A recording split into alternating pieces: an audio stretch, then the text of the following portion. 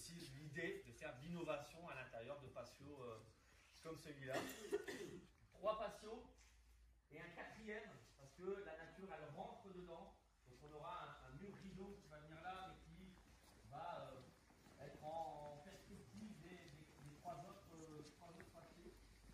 Ici, sur le plan, on est sur ce que nous on appelle la place du village. C'est un espace qui va rester grand comme ça et qui va nous permettre de faire les expos. On a une expo photo, entre autres, les bénévoles de l'association.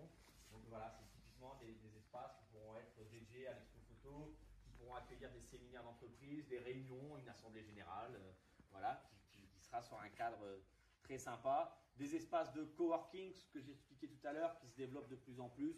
Comment on peut accueillir des étudiants, des professionnels qui n'ont pas de lieu et qui veulent juste se poser avec un PC et qui peuvent bosser ici.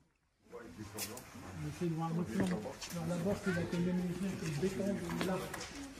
D'abord, c'est chaud, d'ailleurs, ils ont fait pour les méthodes du béton. Ben si, parce que là, j'ai tout chargé le...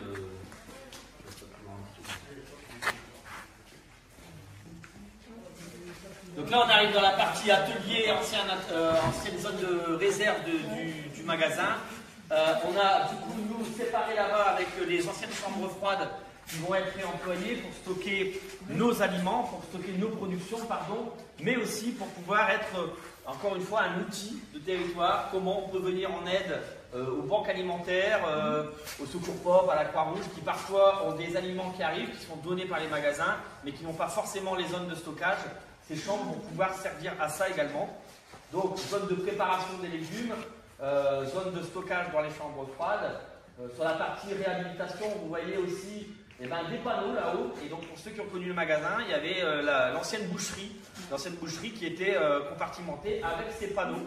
Et donc, ces panneaux étaient réemployés pour simplement isoler et séparer la légumerie.